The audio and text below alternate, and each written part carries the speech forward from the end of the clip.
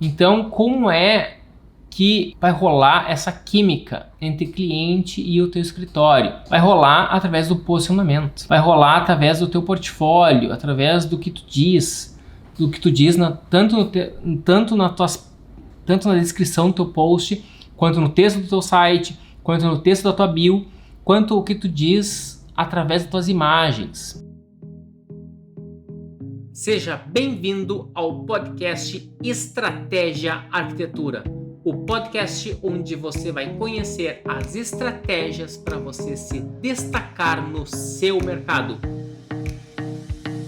O tema de hoje é o que você precisa superar para entrar no mercado de alto padrão, o que você precisa superar para conseguir conquistar clientes de alto padrão. Recentemente, eu estava conversando com uma aluna e ela comentando, dos resultados que ela está conseguindo depois de estar aplicando o meu método que eu criei, eu chamo ele de Arc Revolution.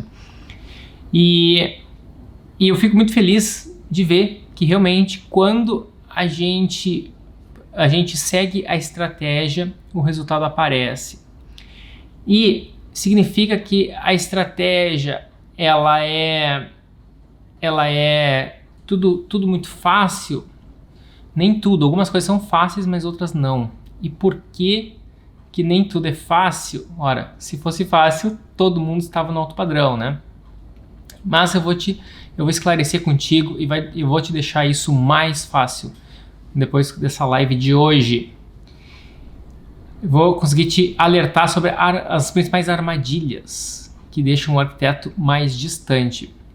E eu vi aqui que o pessoal já está começando a colocar de onde, na live, o pessoal começou a escrever de onde o pessoal está falando. Aqui o Félix fala de Vitória, Espírito Santo, show de bola.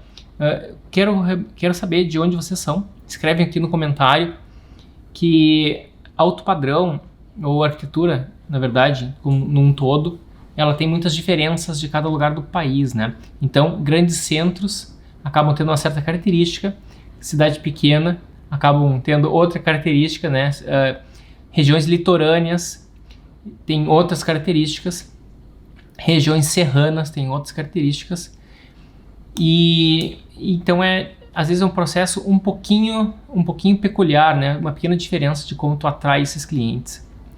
Que bacana!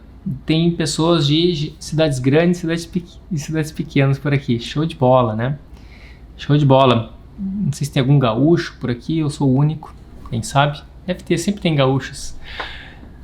Galera, eu vou te dizer que o principal obstáculo que tu tem que superar para tu conseguir os clientes de alto padrão é o obstáculo que está aqui assistindo essa live também, tá? É tu mesmo, e o que é? A gente tem uma mania de fazer algumas coisas erradas, e esse é o principal obstáculo. Não é o cliente, não é que o cliente ele é teu inimigo, bem pelo contrário.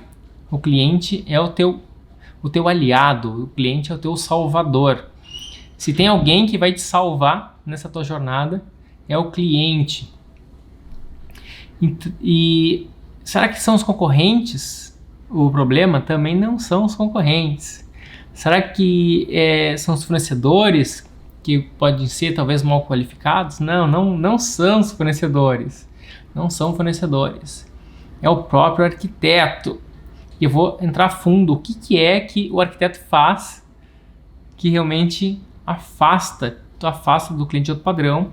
E no momento que tu entender isso, tu vai estar cada vez mais próximo, ou tu vai estar pronto para essa jornada de entrar nesse nicho. E eu diria que o principal problema que os arquitetos fazem, que afastam o cliente de alto padrão, é pegar todo tipo de projeto que aparece. Tu vai precisar superar isso. Tu vai precisar deixar de pegar todo tipo de projeto que aparece. Leonardo, mas não é bom eu pegar quanto mais projetos eu tiver, quanto mais clientes eu tiver, não é melhor? Não. Não é.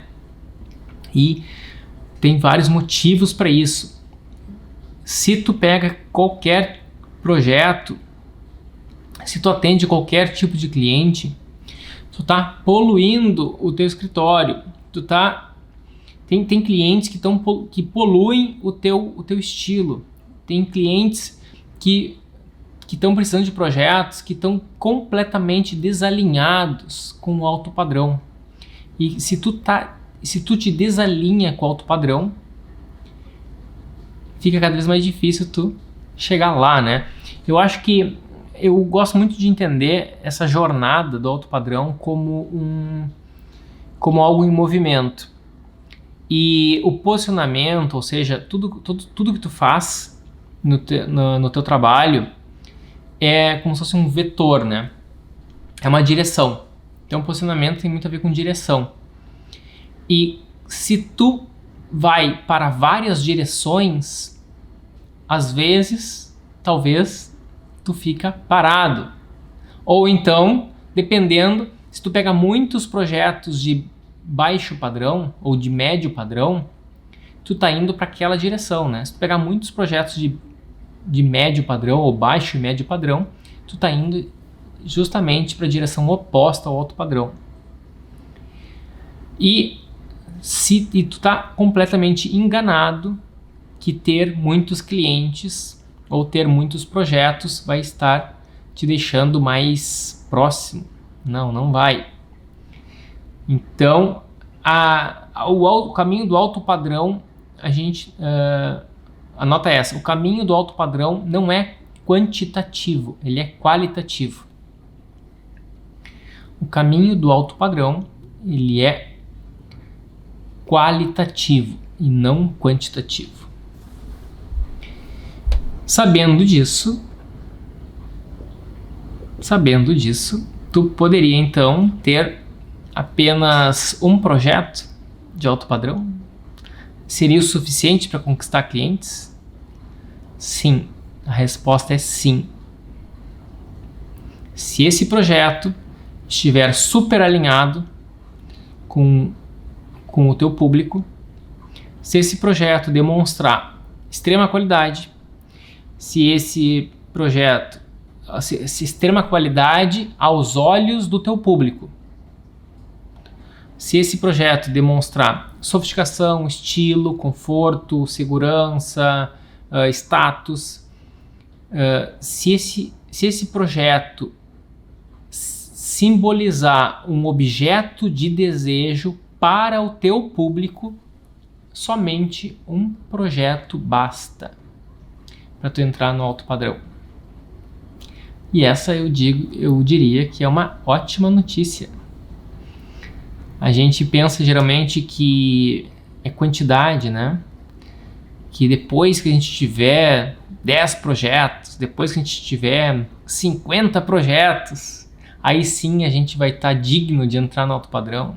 Não é. Tem muito arquiteto que já tem mais de 500 projetos e não está no alto padrão.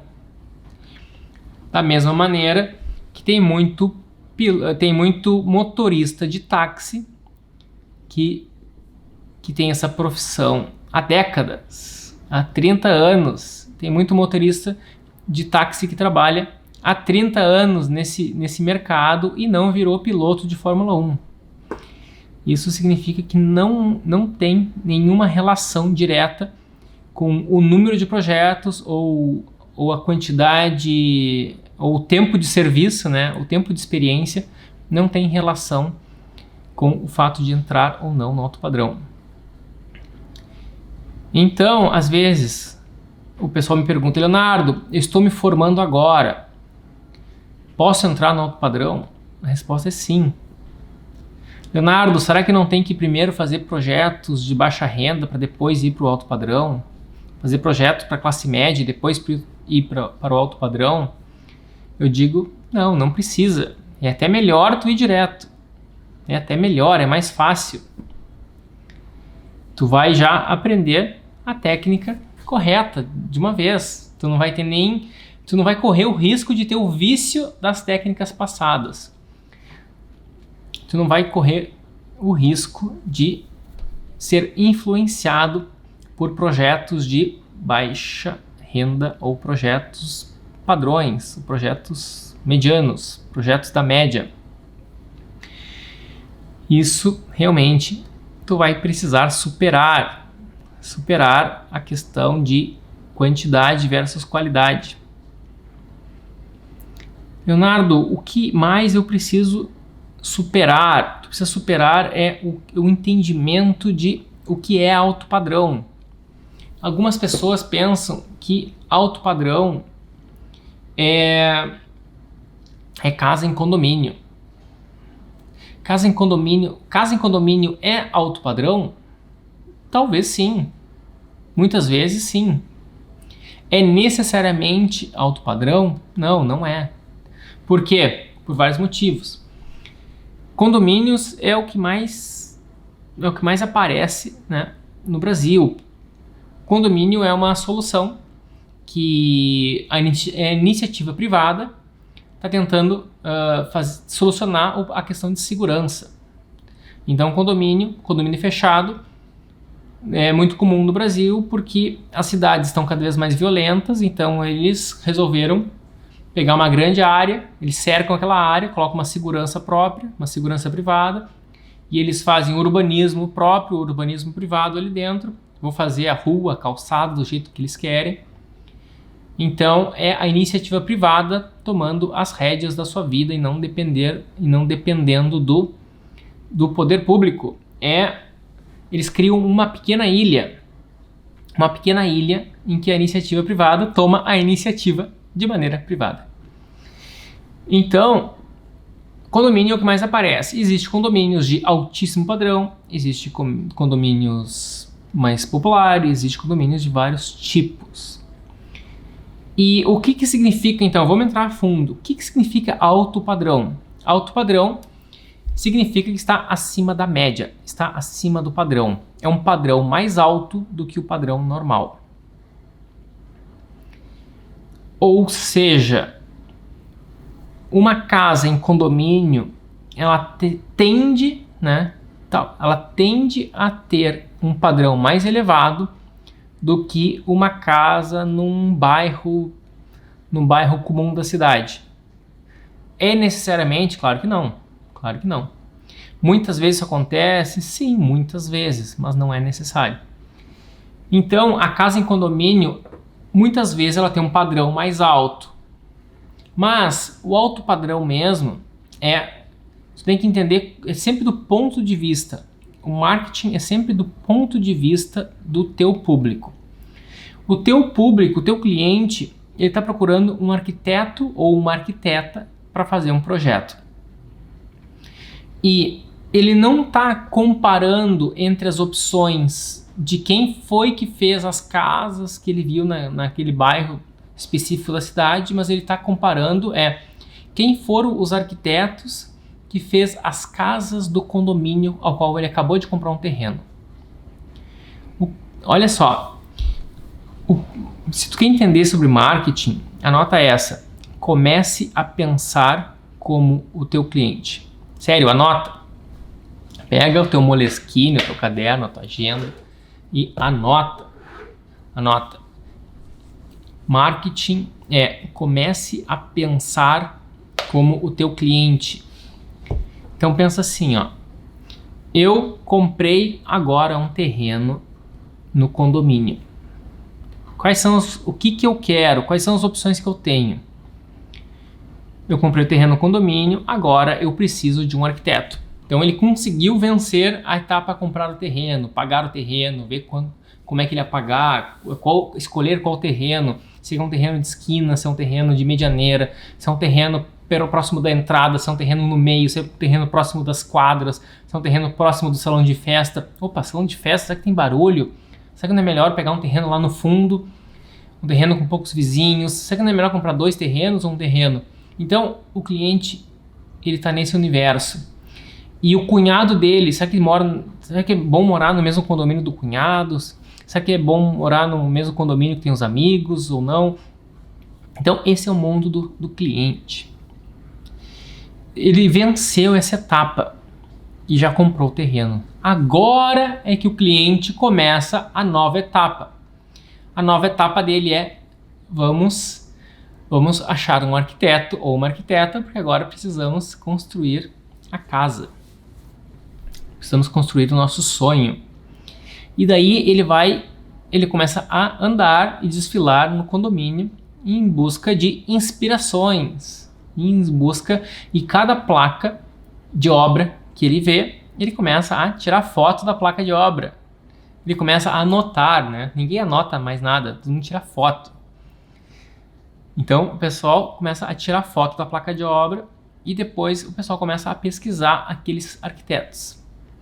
Daí, algumas vezes, ele vai no site do arquiteto e o site do arquiteto está todo mal feito. O que mais existe é site mal feito. Site de pequenas empresas geralmente são sempre mal feitos e as pequenas empresas não sabem explorar sites.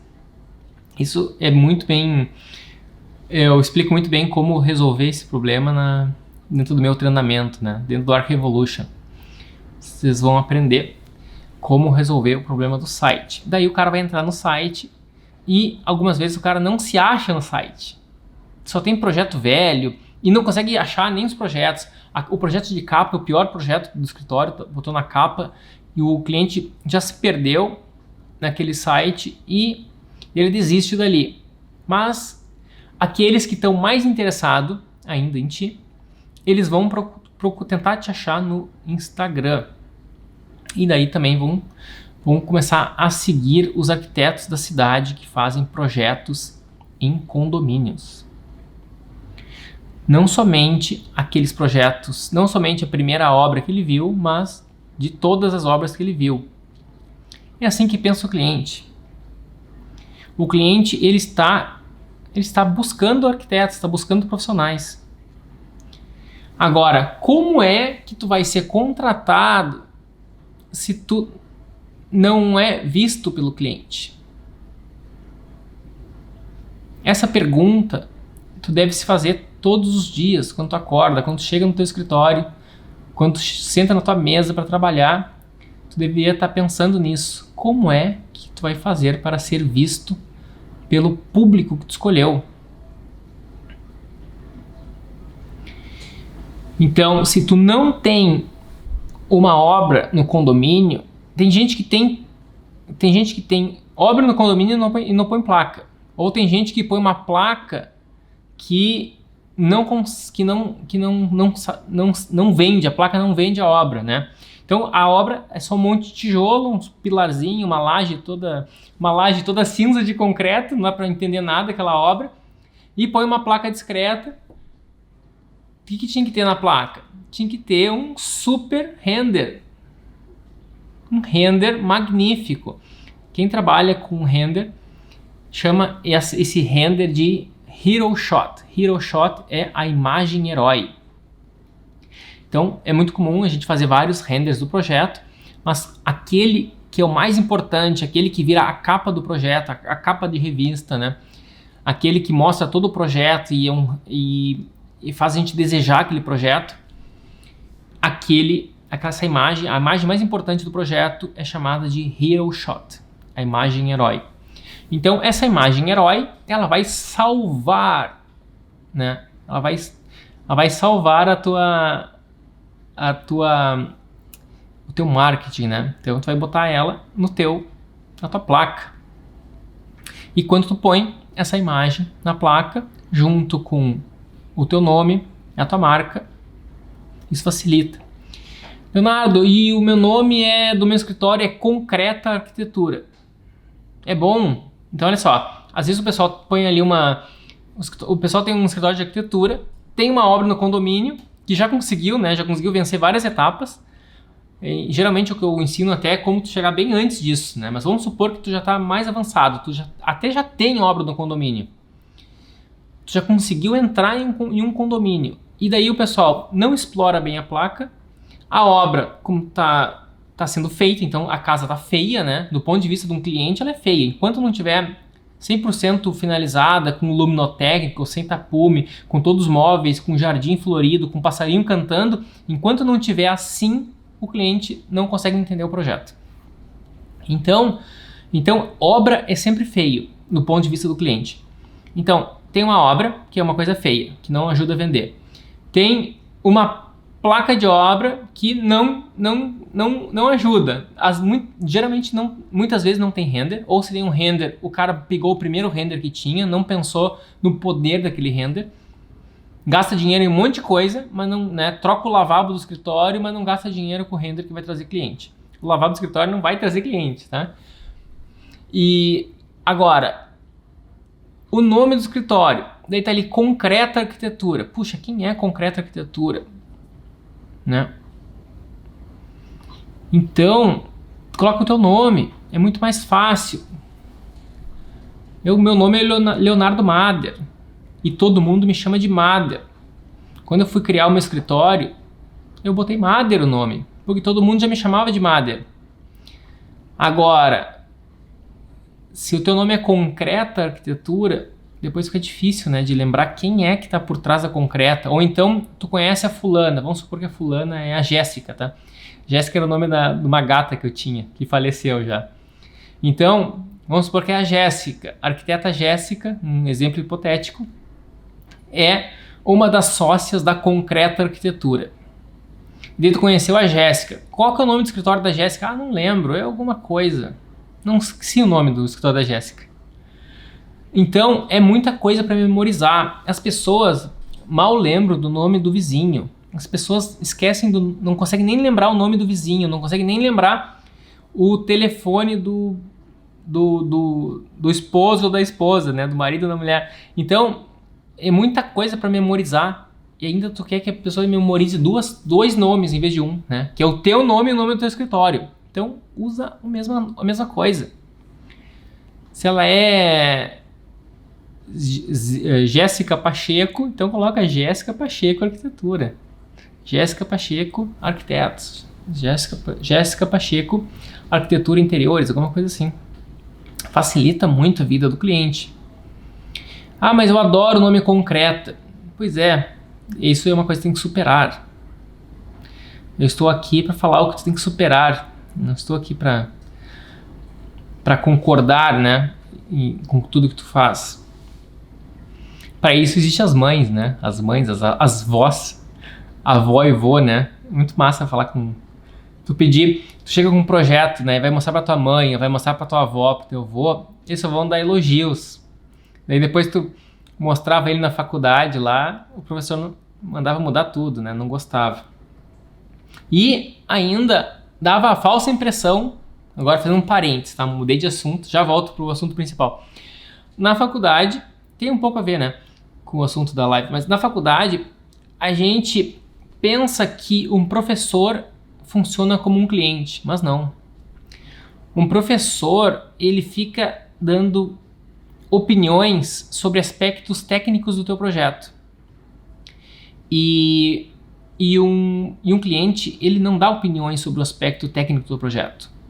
Um cliente, ele dá opiniões sobre o teu posicionamento. Ele tem opiniões sobre o teu posicionamento. Não é sobre os aspectos técnicos do teu projeto. Aspectos técnicos é uma pequena parte, não necessariamente uma pequena, mas é só uma parte do posicionamento. Alguém me fez uma pergunta aqui, né? Foi a Renata Jung. Que massa esse nome Jung, lembra do psicanalista. Jung, né? Nome muito massa. E no caso de sociedade, como usa os dois sobrenomes, é o mais usado. Então, para quem não sabe, eu estou na Inglaterra e na Europa é muito comum usarem os sobrenomes dos escritórios. Eu trabalhei num escritório muito grande, que na época tinha 150 arquitetos, 150, né? Então é mais de 100 arquitetos. Hoje deve ter uns 300 arquitetos o escritório. Ele é um dos maiores escritórios da Inglaterra, é chamado AHMM. AHMM é uma sigla para o nome Alford Hall Morgan Morris, ou seja, são o nome de quatro desses ingleses dos fundadores. Aquele tem escritório paulista, né? Afalo Gasparim, Bernardes, antigamente era Bernardes Jacobson, lembram? Não sei para quem é das antigas, lembro que o escritório eram juntos, depois separaram, depois virou só Bernardes Arquitetura, depois virou Jacobson Arquitetura. Então é assim. Existe raras exceções. No Brasil tem MK27, né? Estúdio MK27, mas todo mundo sabe, né, que o MK vem de Márcio Kogan. E então não se pegue as exceções. Usa o próprio nome. Isso facilita o teu marketing. Facilita a memorização. Como o Flávio meu aluno, ele disse: quem não é visto não é lembrado. Grande abraço, Flávio. Ó, FGMF Arquitetos. Eu não sei o que significa, mas eu desconfio que seja o sobrenome deles. Eu acho que é o sobrenome deles. E então, o que foi que eu falei? Quem anotou, anotou. E quem não anotou, eu vou dar uma colher de chá e vou falar de novo. Tu quer entender sobre marketing? Começa a prestar atenção, começa a fazer todo o raciocínio do ponto de vista do teu cliente. Do ponto de vista do teu cliente, é mais fácil tu memorizar um nome. Então é o Mader. O Mader é o Leonardo Mader. E Mader e Leonardo Mader é a mesma coisa, é Mader, entendeu? Leonardo é só um tempero pro Mader. Então o nome do meu escritório é Mader. E eu sou o Leonardo Mader. Simples, entendeu? Lembra só do Mader. Pronto, uma palavra. Só uma palavra para lembrar. É só um nome. Então, só que antigamente eu tinha um escritório com sócio e a gente inventou vários nomes. A gente experimentou, o primeiro escritório que a gente fez era Ideia Arquitetura. É um nome péssimo, todo mundo usa esse nome. É um nome péssimo, todo mundo usa, é um nome super comum. Então não tem nenhuma diferenciação, né? Toda semana, se tu começar a procurar, vai achar um escritório com esse nome. Depois a gente mudou para um nome bem que ninguém usava. O nome era Fósforo. Fósforo com PH ainda. Adivinha, né? Um desastre total. Todos os clientes riam da nossa cara. A gente entregava um cartão de visitas. O pessoal pensa, por que o escritório é Fósforo Arquitetura? Que nome horrível. Os clientes falavam na nossa cara isso. E aí a gente teve que mudar, né? Daí a gente ficou naqueles brainstorm, depois de muito pensar e tentando simplificar. A gente fez uma sigla que é chamado DSAR, né? DSAR. E aí a gente criou um escritório, eu e meu sócio, o Ricardo. Isso há muito tempo atrás, eu não tenho mais sócio hoje, mas, né? Sei lá, 20 anos atrás, eu acho, 15 anos atrás.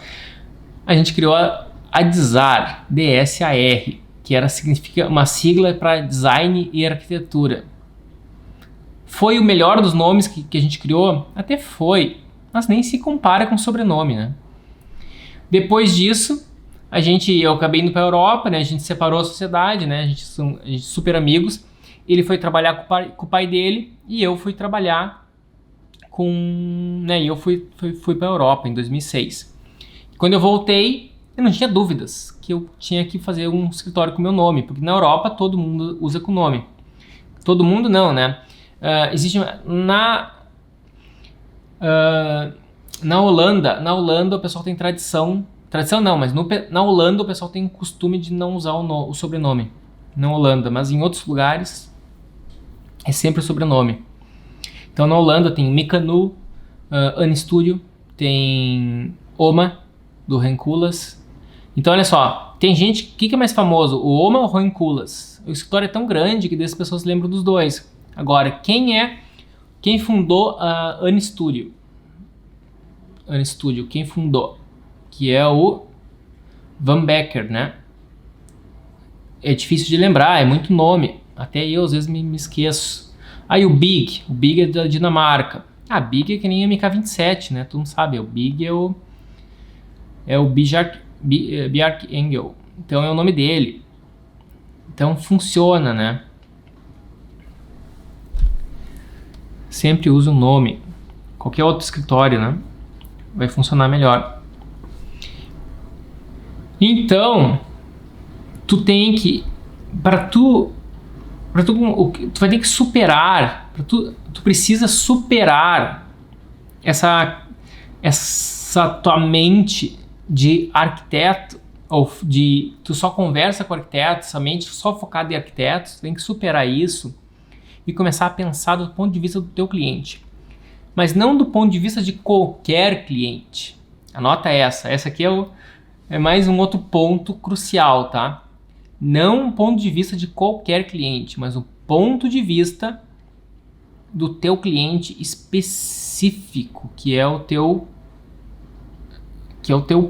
cliente dos sonhos, que é o teu público-alvo, que é o tal cara de alto padrão, ou seja, o público de alta renda. Eu acho que fica muito fácil de entender quando a gente usa exemplos. Olha só, a Lima Studio perguntou se as lives vão ficar gravadas. Algumas ficam, outras não. Então aproveita que às vezes eu deixo, às vezes eu não deixo. Então, os exemplos é uma maneira muito boa de a gente entender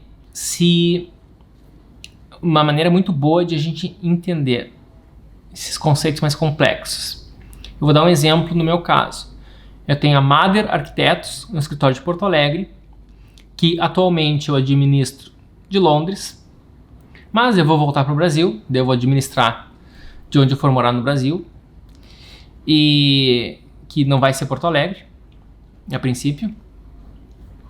Então, eu tenho um escritório e o meu escritório é focado em casas de alto padrão ou residencial de alto padrão.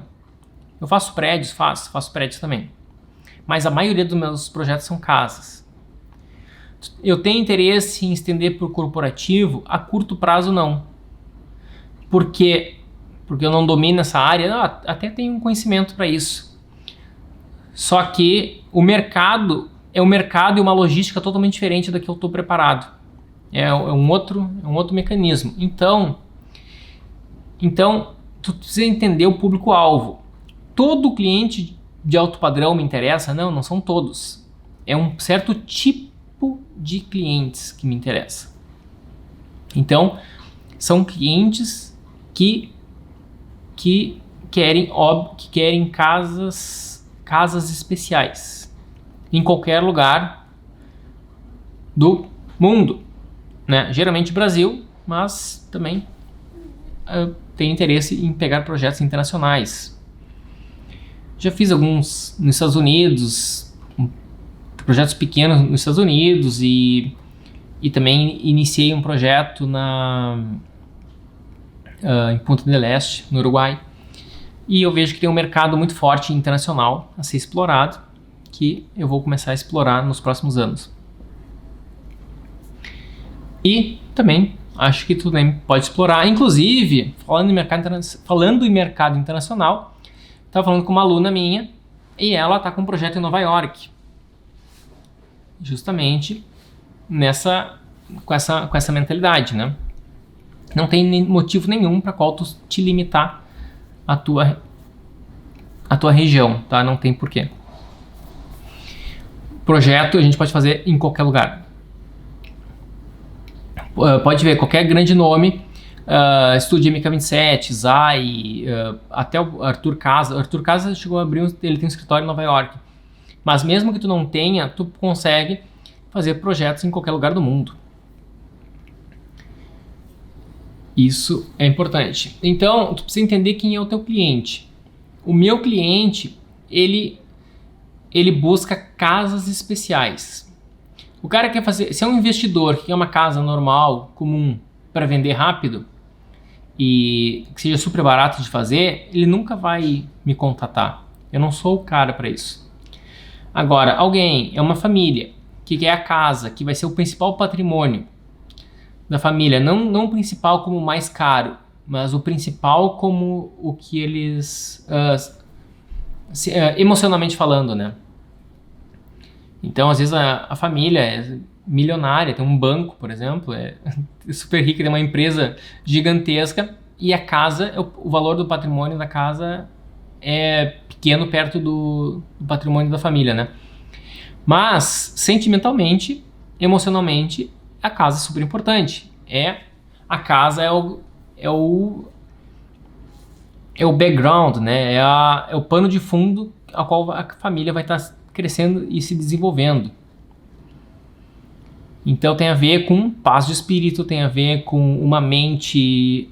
A casa tem um papel muito importante para ter uma mente limpa, uma mente concentrada, uma mente centrada, para o cara trabalhar melhor, para ter relações melhores com a família, marido e mulher, se entenderem melhor, brigarem menos, uma relação mais unida entre pai e filhos, mãe e filhos, entre irmãos, uma casa que seja um excelente lugar para reunir amigos, reunir familiares, avós, tios, e com certeza a gente não ficar dependente de tem que se divertir, tem que sair de casa no fim de semana, então fazer uma casa que seja super agradável no fim de semana, uma bela piscina, um belo jardim, um belo gramado e todas as atividades que a família gosta e curte. Ou seja, é uma casa que tem para todo, né, tem tudo de bom para toda a família. Tudo que a família tudo que a família curte e gosta, a gente coloca na casa. Ou seja, tudo que eu acabei de escrever é algo muito personalizado, é muito específico, é um fit perfeito, né? Fit é a palavra em inglês, ele encaixa perfeitamente para aquela família. É algo sob medida. Em inglês o pessoal fala também bespoke. Bespoke é o que um alfaiate faz. É o trabalho de um alfaiate. É tudo sob medida. Ou seja, é um trabalho especial.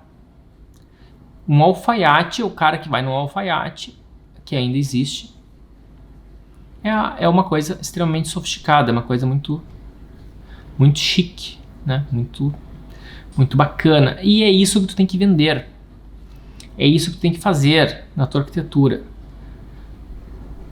E, Leonardo, eu estou trabalhando com prédios de apartamentos. E esses apartamentos são apartamentos que a gente faz vários apartamentos e várias consultoras. A gente acaba um projeto, a consultora chama outro e outro e outro, fica fazendo esses apartamentos. Isso é um bom nicho, alto padrão. Esse é um nicho que é bem maduro, né? E o que significa isso? Um mercado maduro, às vezes ele é muito competitivo.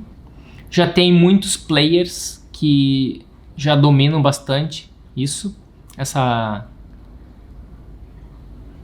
já dominam bastante a técnica para fazer, já tem os contatos, então ele é um mercado bem fechado. E o que eu conheço desse mercado, em qualquer lugar do país, é um mercado que tem margens mais controladas, margens de lucro mais ok, assim, né? Uma margem assim quase que pequena, tá? Por quê? Porque é um mercado muito maduro, muito competitivo. Se o escritório de arquitetura começa a querer aumentar o preço, a construtora, a incorporadora vai dizer, cara, isso está fora do que a empresa está disposta a pagar, entendeu? Não é nada pessoal, não sou eu, é a empresa. A empresa não aceita, entendeu? Então, é um mercado que eles jogam esse jogo, entendeu? Tudo que eles colocam alguém lá, que é o engenheiro que é responsável por tratar com a arquitetura, e esse engenheiro não tem poder assim para pagar mais, mesmo que tu seja um super astro da arquitetura, mesmo que tu seja um cara com um projeto incrível, ela não vai pagar mais. Então é uma margem mais controlada e é um trabalhão incrível, né? É um trabalhão do capeta, eu ia dizer. Porque tem que trabalhar pra caramba, a construtora vai exigir um monte de coisa e vai definir ainda como tem que ser esse teu projeto. A esquadria que tem que usar, o revestimento das fachadas que elas permitem, a quantidade daquele revestimento, tu quer usar uma pedra, vai limitar. Geralmente eles não querem pedra, porque pedra cai, Geralmente não querem concreto, porque concreto às vezes dá certo, às vezes não dá certo. Eles querem eles querem revestimentos prontos, tipo porcelanato, tipo cerâmicas, pastilhinhas, alguma coisa. O processo de construtora é assim, ó. Contrata alguém lá, sobe os tijolos, faz a estrutura em concreto rapidinho, de qualquer jeito, sobe tijolo para fazer parede ou bloco, ou gesso acartonado, algumas usam, e depois tá tudo feito daquele jeito lá, com uma mão de obra nem tão boa assim, eles vêm uma outra equipe que só reveste toda aquela casca. Então é um método construtivo de revestimento. E então, seja lá como aquilo foi feito, depois tu vai revestir e vai cobrir todas as imperfeições. E como é a arquitetura de alto padrão, principalmente no Brasil, ela é uma arquitetura mais autêntica, mais uma arquitetura da verdade. Então, às vezes, a gente faz a estrutura e essa estrutura ela já faz parte da fachada. O concreto aparente, aquele concreto, ele vai ser um concreto aparente, ou seja, vai ser aparente na fachada, ele vai ser visto na fachada. Então, aquele concreto tem que ser muito bem visto. E então é um processo requer um tipo de obra diferenciado, precisa de uma mão de obra mais qualificada. Na arquitetura de alto padrão, é bem visto algo mais artesanal, talvez uma colocação de pedra, pega uma pedra, um colocador de pedra para lá colocando uma a uma, um cuidado mais refinado. E então o processo construtivo, o processo conceitual é diferenciado.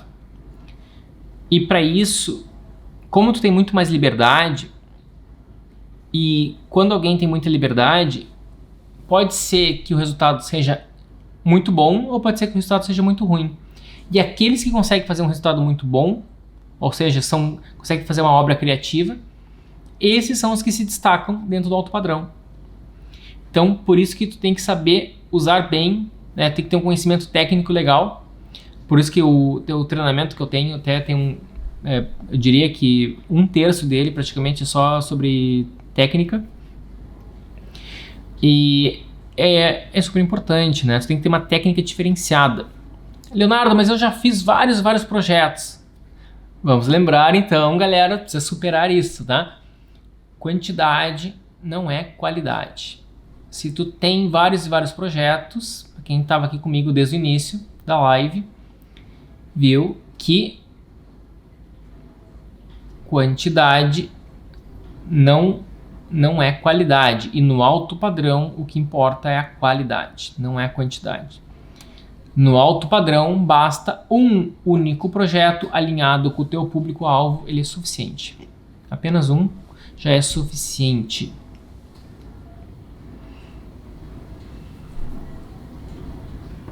Aqui, ó, Morarte Arquitetura está me perguntando como reposicionar nas mídias sociais com projetos modelo. Apenas com estudos de alto padrão? Essa pergunta é boa. E a resposta eu vou te responder com uma outra pergunta. É o seguinte: tu vai te reposicionar de acordo com a tua estratégia.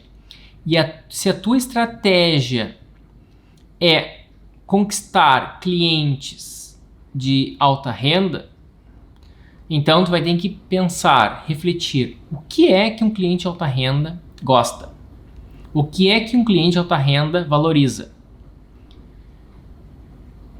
Então, é isso que tu vai ter que fazer.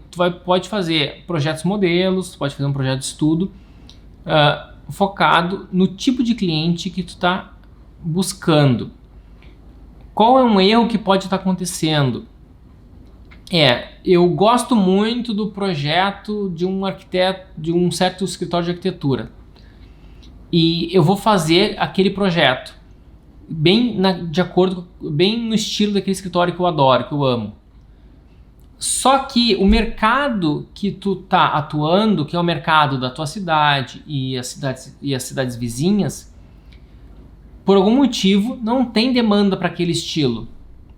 Então isso vai ser um erro. Entenderam? Tu tem que analisar qual é o público que tu tá querendo. Se o público que tu tá querendo, vamos supor que tu tá no litoral, e no litoral eles fazem uma certa arquitetura típica que é do litoral, né? Então vai usar palmeiras, vai usar uma vegetação típica do litoral. É uma arquitetura mais aberta, mais arejada. E se tu tá te inspirando em escritórios de lugares frios, né, escritórios dinamarqueses, tá te inspirando na arquitetura polonesa, a tendência é que vai ter algum problema, né? Então, em lugares frios, a arquitetura é feita para conservar a arquitetura, para conservar a temperatura ali dentro. Então fica difícil de tu colocar isso, mesmo que tudo isso seja alto padrão. Então tem que entender, no meu público de alto padrão, o que é que eles sonham? Ah, eles sonham com cama, como é que é? Eles sonham com piscinas, com grandes piscinas, sonham com grandes varandas, sonham com grandes jardins, sonham com casa na beira da praia, sonham com... Você tem que entender, no sul do país o pessoal valoriza, tem uma tendência a valorizar, nem todo mundo, mas lareira, o fogo, a vegetação, a mata. Então quando vê uma casa junto à mata, junto uma característica de serra, isso conquista, isso atrai a atenção do público do sul. Mas talvez para o público da praia, eu não sei se atrai tanto, né? Eles iam preferir uma piscina com borda infinita, que tu pudesse olhar o mar. Inclusive é uma casa assim que eu estou começando a projetar.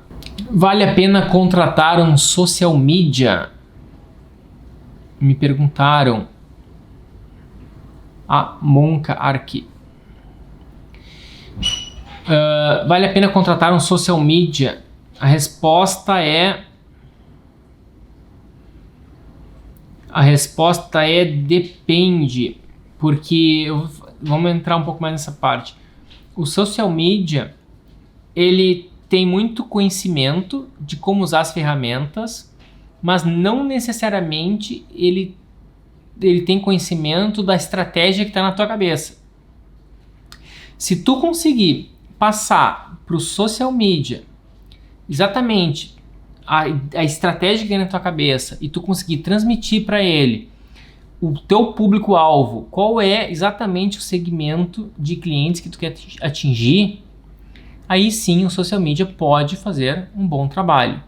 Agora, tu simplesmente recebeu um e-mail de um social media ou recebeu um direct de um social media se vendendo e o cara fez um plano baratinho, acessível para ti, ele para turbinar teu Instagram com o papo que vai conseguir clientes para ti, e tu vai ver aqueles monte de likes e seguidores chegando, isso não necessariamente é um bom trabalho. Às vezes isso aí é uma coisa que a pessoa fala, né? É para inglês ver, né? Então para inglês ver é meio fake, né? É uma fachada só, não tem conteúdo. Então o número de seguidores que tu tem, o número de likes que tu recebe não tem a ver com estar fazendo um posicionamento correto. Não é um termômetro para o teu posicionamento estar correto o número de likes que tu recebe, o número de seguidores que tu tem. Por quê? Porque o alto padrão, ele é um mercado em número pequeno, ele é grande em dinheiro, mas em número pequeno, né? Então os ricos é um público menor. Então a audiência do Faustão é grande. Você consegue entender que a audiência do Faustão é grande? Muita gente conhece o Faustão, muita gente assiste o Faustão. E talvez a audiência de quem compra uma revista de de luxo é uma audiência bem menor que a audiência do Faustão. Mas quem compra aquela revista de luxo, embora seja um número pequeno,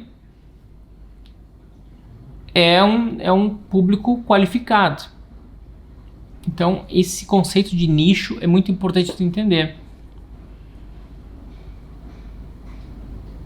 Então, eu não vou dizer que não vale a pena o social media, porque pode valer a pena se estiver muito alinhado.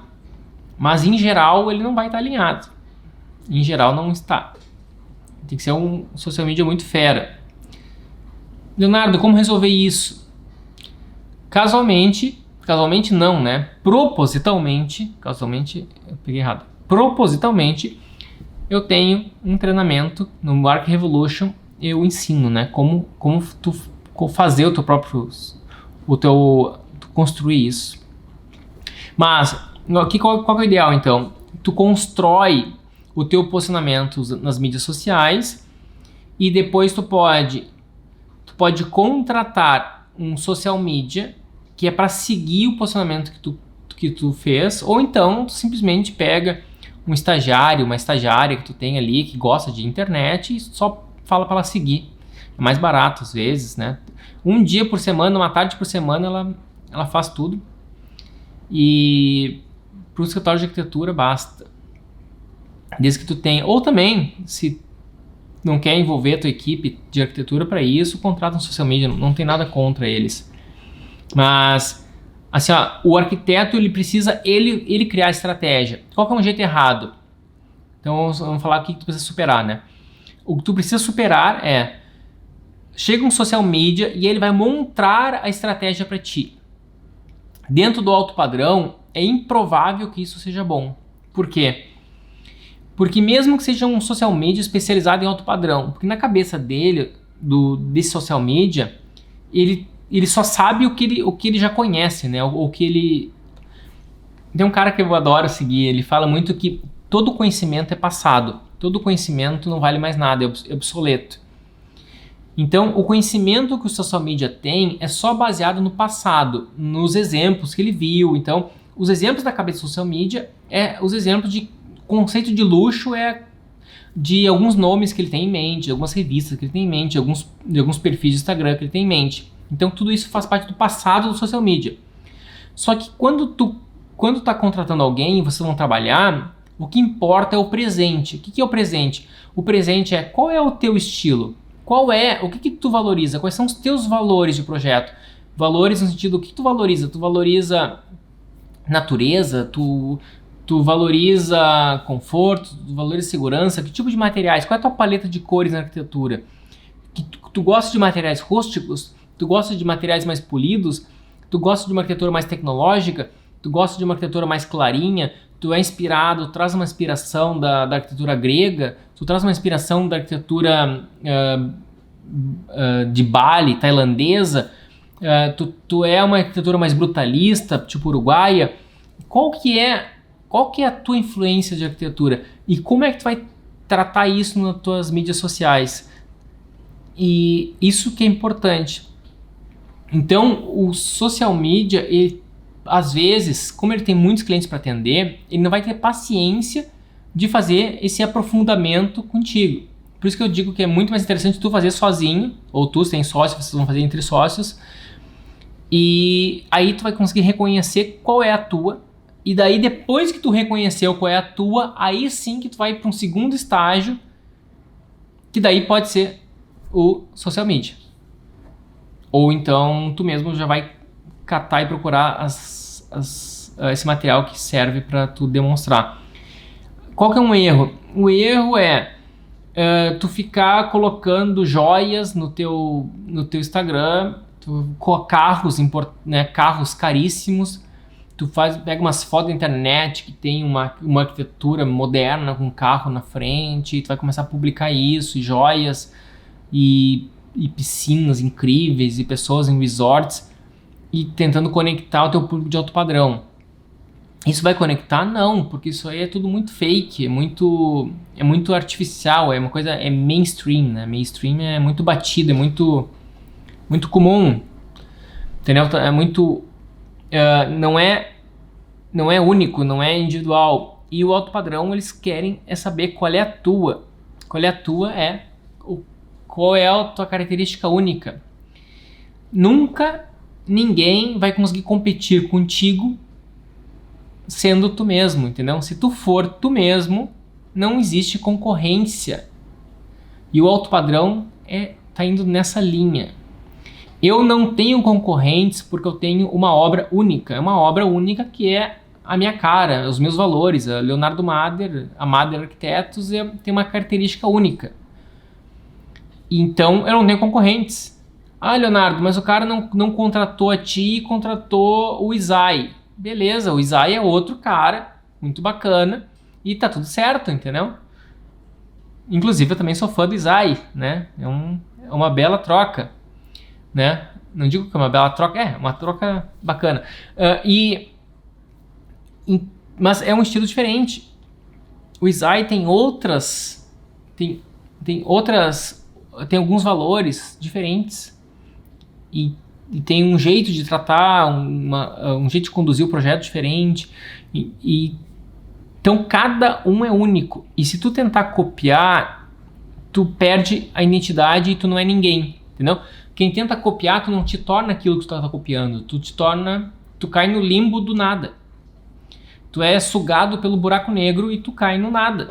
Daí o que acontece contigo? Nada. Quando tu começa a tentar copiar, tu cai no nada. Então as pessoas não entendem e ninguém dá um passo à frente para aquilo que não entende. A Luísa tá me chamando, puxando a minha orelha, diz que mandou uma pergunta na caixinha. Legal, Luísa. Vamos ver. Como é o seu fluxo, roteiro de trabalho, desde o primeiro contato com o cliente até a entrega final? Uau! Tu quer que eu responda isso em 10 minutos, em 5 minutos? Tá, eu demoro meses. Deixa eu tomar uma água. O cliente, eu tenho um belo trabalho de posicionamento. Olha a pergunta da Luísa. Como é o seu fluxo de trabalho desde o primeiro contato com o cliente até a entrega final? Bom, primeiro eu tenho um posicionamento bem forte e esse posicionamento atrai os clientes, atrai clientes de alta renda. Passando por esse, os clientes vão entrar em contato comigo e eu começo a agendar reuniões, conversas informais com o cliente para conhecer um pouco melhor e eles também me conhecerem. Eu faço cerca de duas a 3 conversas com o cliente, aí eu consigo ter informações suficientes para elaborar uma proposta e mandar uma proposta, e também nessas conversas já foi o suficiente para eu conseguir mostrar para eles a que eu vim, né? Eu tô no mercado é para isso, é para trabalhar com determinado tipo de obra, determinado tipo de cliente. Então eu consegui vender para eles qual é o meu posicionamento. Eu reforcei. Então no meu marketing, no meu posicionamento, no meu Instagram, no meu site, tudo que eu escrevo, tem um certo posicionamento. Só que quando eu vou depois no 1 a 1, na conversa, eu reforço, eu deixo ele muito mais forte, entendeu? Então é isso sim que a gente precisa fazer, né? E se é uma super marca, tipo uma Apple, a Apple ela tem um posicionamento tão forte que o vendedor é qualquer um.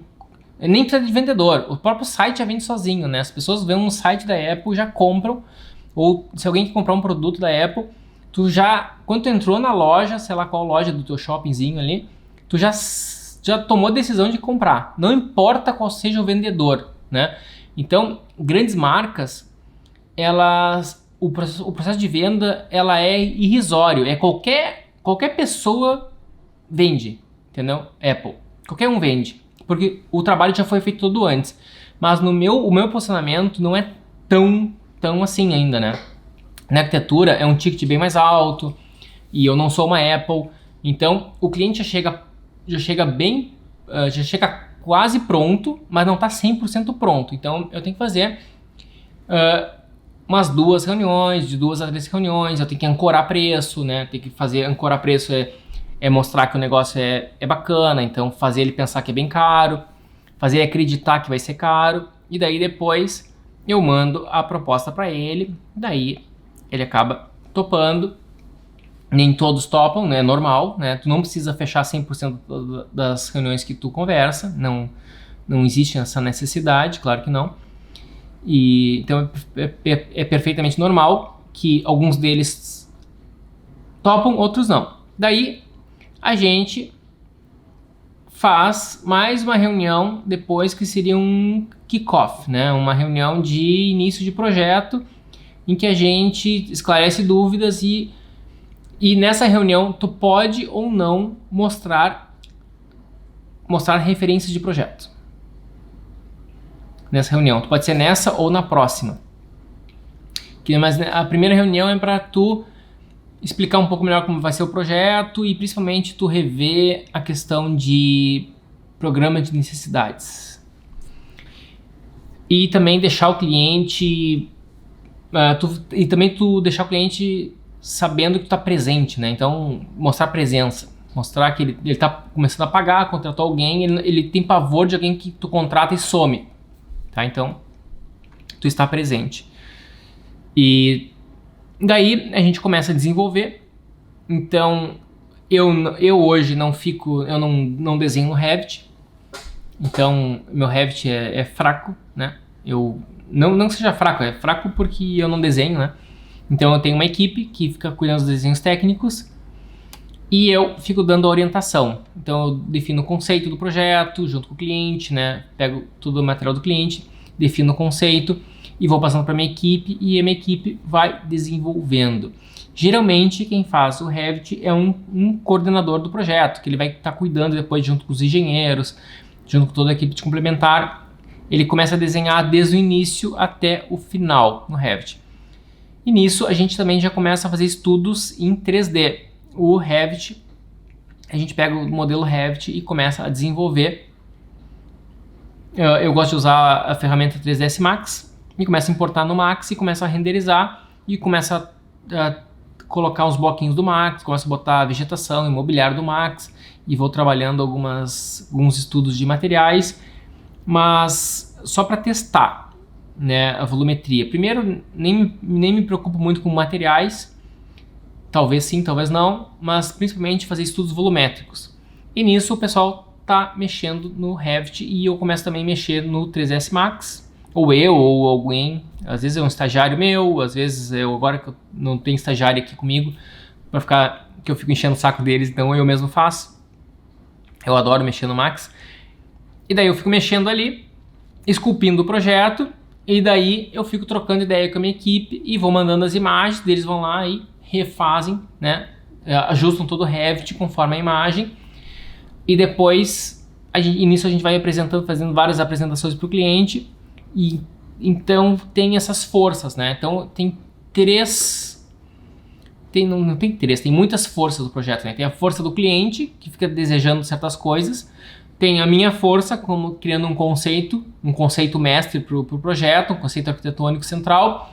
Tem a força técnica do pessoal que está fazendo no Revit, então tem todos as dimensões, como tem que ser realmente, né? É a questão bem técnica realmente. Então tem aquela força que é muito importante. E tem a força de prefeitura, legislação, tem a força do terreno, topografia, tem a questão... não sei, tá? Então a gente vai reunindo todas essas forças e o projeto vai se desenvolvendo. E a gente vai fazendo quantas alterações no projeto forem necessárias até que o cliente aprove o projeto e a gente manda para a prefeitura. Prefeitura, e se tiver um condomínio, também vai para o condomínio. Algumas vezes esse projeto tem uma consultoria ambiental, tem consultoria de prefeitura, algumas vezes não. Então agora a gente está com um projeto em Santa Catarina, que nesse projeto vai ter alguém que vai estar nos ajudando na questão de aprovação do projeto, tanto na região, tanto na prefeitura, quanto na questão na beira da praia, né? Então tem questão de área da marinha, área de marítima ali, né? Tem questão de cortar algumas árvores, então já tem uma equipe, uma bióloga que vai cuidar de tudo isso. Tem uma outra arquiteta que vai estar auxiliando a aprovar na prefeitura. E complementares. Daí também, depois que manda para a prefeitura, já começa a trabalhar os complementares. A gente manda primeiro uma base pro estrutural. Manda os DWG pro estrutural. E o estrutural, então, vai nos dar a primeira versão de estrutura. Só que o meu processo, a gente já lança a estrutura antes. A gente lança a estrutura de um jeito arquitetônico, né? De um jeito que para nós seria o bom, seria o nosso sonho de consumo. E depois, daí, com essa estrutura lançada, o estrutural devolve para nós a estrutura como realmente tem que ser. E daí a gente vai compatibilizando. Então a gente já usa o BIM, já usa o Revit e o estrutural já manda a estrutura em IFC ou TQR e a gente importa e vai começando a fazer as compatibilizações do projeto. E daí vai para o luminotécnico, vai para hidroelétrico, ar-condicionado, vai para toda essa galera, né? Automação. E daí todo mundo vai fazendo até que a gente entrega. Então isso era feito quando eu tinha um escritório no modelo físico. E depois eu fui para um modelo, me mudei para Inglaterra e não mudou nada, ficou tudo igual, né?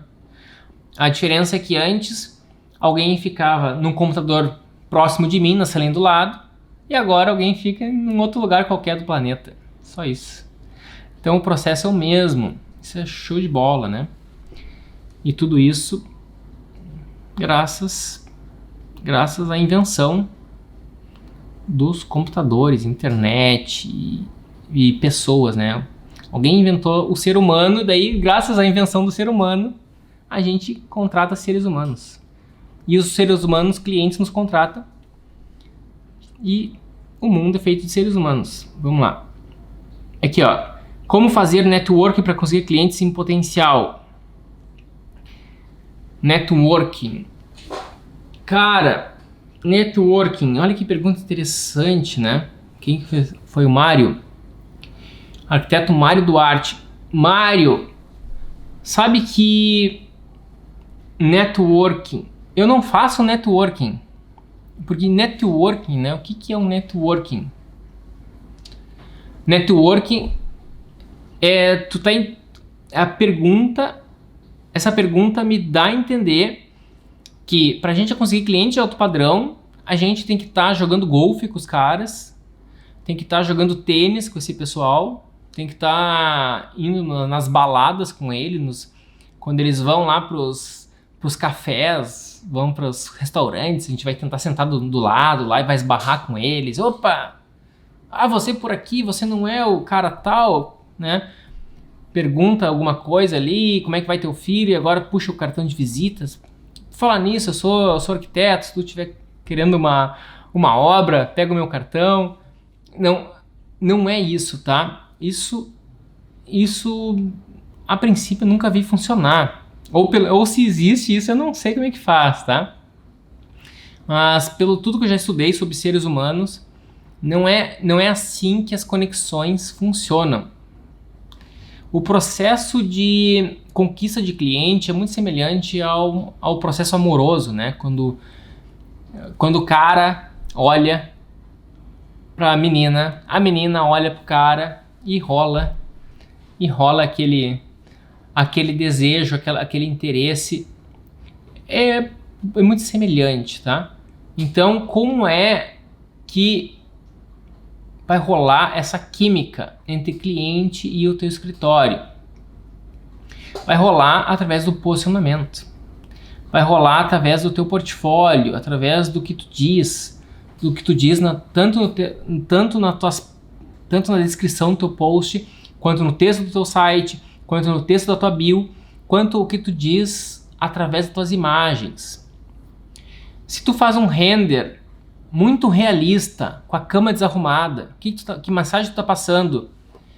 Que tu é um estúdio 3D, que tu não é um arquiteto, porque arquiteto não faz cama desarrumada. Quem gosta de cama desarrumada é artista 3D.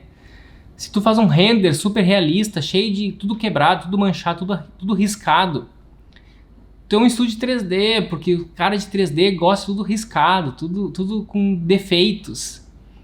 Porque é mais difícil fazer um render com defeitos, e é muito fácil fazer um render que é tudo reto. Tudo limpo, tudo liso é fácil de fazer. Tu não demonstra habilidades em render quando tu faz tudo perfeito e reto. E quando tu faz tudo imperfeito, tu demonstra que tu é muito bom no software de render. Mas tu tá vendendo o quê? Tu quer vender arquitetura. E o que é arquitetura? Arquitetura é humanas. E o que é humanas? Humanas é sentimento. Tu tem que estudar um pouco de psicologia até, entender um pouco de psicologia, para entender o que o ser humano deseja. O ser humano deseja ser amado, ser reconhecido, ser aceito. Se o ser humano deseja ser aceito,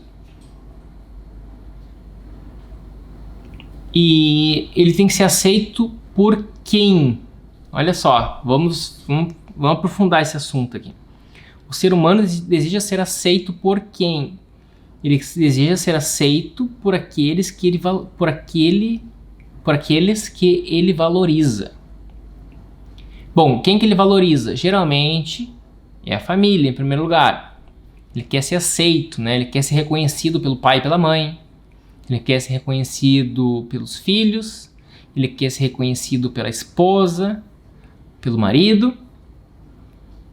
Então, é esse reconhecimento. Quer ser reconhecido pelos amigos. Ele quer ser aceito, né? Ele quer ser amado pelos amigos. Ele quer ser amado pela família.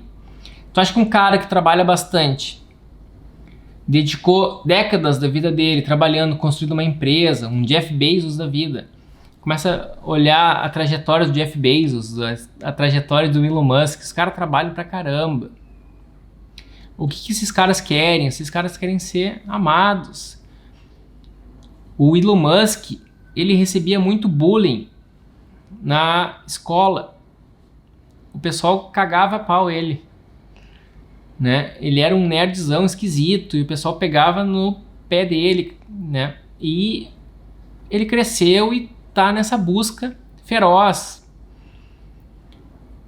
Está em busca de querer ser amado. Olha, casualmente estou com um livro aqui que fala um pouco sobre isso, eu acho.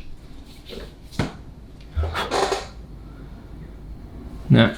Então, esses livros, quando começa a entender sobre ser humano, né? Pequeno Príncipe, essa versão aqui é bem bacana.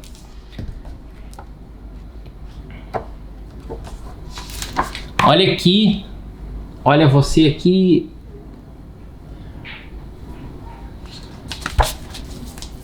Olha aqui o carinha, ó, ele tá sozinho no mundo dele. Cara, todo mundo tá sozinho no seu mundo. E tu fazendo render tudo bagunçado. Caraca, tu acha que esse guri aqui quer um render bagunçado? Ele quer ser amado. E ele tinha uma florzinha, né? Quem conhece a história do Pequeno Príncipe. Ele tinha flor e ele tava sem saber como lidar com a flor dele, que é a rosa dele. E a rosa é aquilo que tá na nossa vida e a gente nem sabe se ama, né? A gente vai descobrir que ama, né, com o passar do tempo. E o arquiteto de alto padrão, ele tá nessa vibe que ele tá com o cliente. Isso demorou para cair a ficha para mim, tá? Uma vez eu fiz um curso,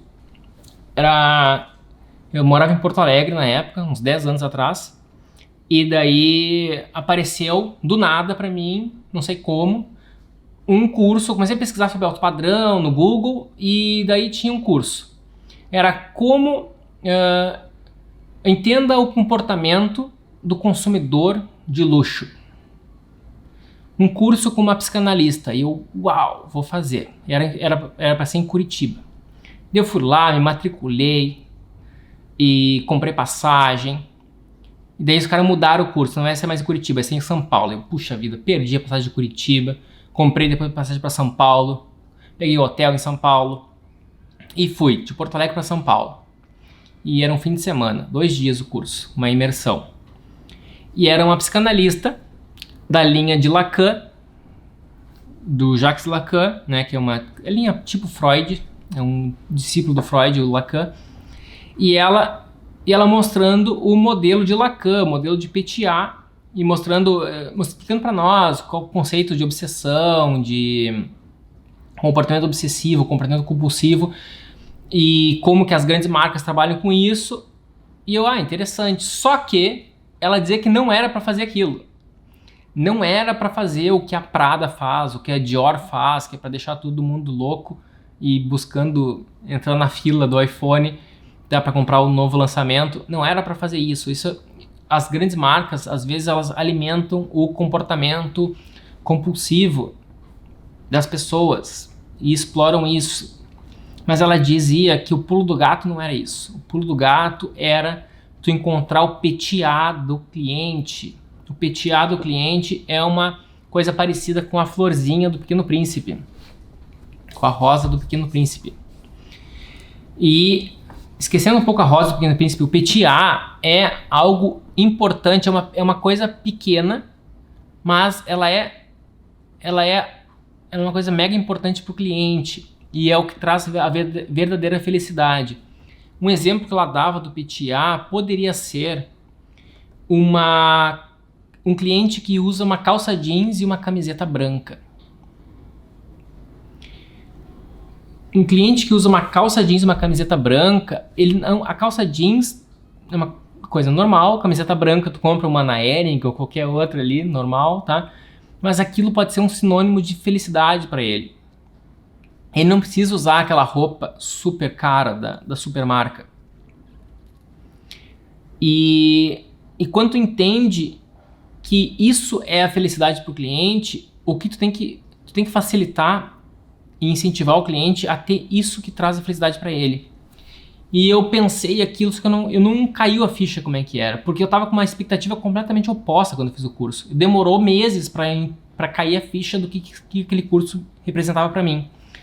Porque não era um curso feito para arquitetos, era curso para lojistas, para quem trabalha com alto padrão, hotelaria, qualquer serviço de luxo, né? E eu estava lá no meio daquele pessoal, daqueles empresários, eu era o único arquiteto. Eu gostei de aprender tanto sobre psicologia, né, da linha de Lacan, só que eu não conseguia entender como usar isso na arquitetura. E eu comecei a trabalhar, né, e voltei para Porto Alegre, comecei a atender meus clientes, e de repente, nas reuniões eu sacava que o cliente gostava de certas coisas que iam contra a minha ideia de projeto. Eu não queria fazer aquilo no projeto. O cliente queria um fogão a lenha. E eu, cara, fogão a lenha, pra quê? Vai ficar feio, entendeu? No projeto. E eu comecei a entender, cara, esse é o Petiat, entendeu? O Petiat daquele cliente porque o fogão a lenha lembra da memória da avó dele. Ele foi criado desde criança, ele foi criado ao redor da avó, e a avó ficava no fogão a lenha, na Serra Gaúcha, onde todo mundo tem fogão a lenha. E nesse ambiente de criança, onde a criança está muito aberta, recebia muito amor. E então, o fogão a lenha o cara não tá preocupado com o teu portfólio, entendeu? O arquiteto tá preocupado com o portfólio. Só que, se tu tá preocupado realmente com o teu cliente, tu vai dar um jeito de botar o fogão a lenha. E se tu for um bom arquiteto, tu ainda vai deixar bonito esse fogão a lenha. Se tu for um grande arquiteto, né, tu vai deixar ele espetacular, teu projeto vai ser inovador, vai ser massa, entendeu? Tu pode fazer uma versão incrível desse ambiente usando um fogão a lenha, sei lá, tu vai... Às vezes não é exatamente um modelo antigo do fogão a lenha que precisa, mas é a questão do fogo reunir a família, entendeu? É o friozinho do inverno que todo mundo se reúne ao redor do fogo, coloca um pinhão na chapa, alguma coisa assim. Não precisa ser necessariamente o fogão pintado com aquelas florzinhas do fogão a lenha antigo, né? Mas o conceito da família se reunir ao redor do fogo, passar conhecimento, trocar história. Isso vem desde a época das cavernas. À noite, antes de dormir, todo mundo se reunia ao redor do fogo e contava as histórias e passava conhecimento. Não tinha escola, né? Na época das cavernas não existia escola, mas o que tinha eram as histórias ao redor da fogueira. É ali que se passava cultura e conhecimento. Então tudo isso é o que representa isso é ser humano, né? É o que representa como funcionam os sentimentos humanos, e eu acho que essa é a linha correta, tá? Então, tudo isso foi para tentar responder a pergunta do Mário, que era como fazer networking. Então, não é bem networking que eu faço, eu gero um conteúdo, eu mostro o portfólio, e esse conteúdo que eu gero vai atrair determinados tipos de cliente. Vamos ver se tem alguma pergunta aqui rápida de responder. Ó, coloquei na caixinha. Vamos pegar, dar prioridade para o pessoal da caixinha. Livro para indicar sobre processo de networking. Puxa vida, caraca. Networking. Galera, networking. Tá, tem. É o Como Fazer Amigos e Influenciar Pessoas. Esse é um livro, mas assim, ó, o networking tu faz depois que... Isso é para tu reforçar o teu posicionamento, tá? O networking não substitui o posicionamento. O networking ele vai reforçar. Não sei se eu gosto dessa palavra networking, mas eu vou trocar a palavra networking por relacionamento. Então, o nome do livro é Como Fazer Amigo e Influenciar Pessoas. A Larissa Belo Arquitetura. Que massa, né? Um nome belo. Belo Arquitetura. Como conseguir o primeiro emprego como arquiteto designer de interiores em Londres. Para isso existe um treinamento chamado Render Revolution. O Render Revolution, ele te ensina como tu conquistar um trabalho no exterior através da renderização, tá? Escritórios de arquitetura, todos eles precisam de um departamento de renderização. E é muito mais simples, muito mais fácil, a concorrência é extremamente baixa se tu for pelo caminho da renderização.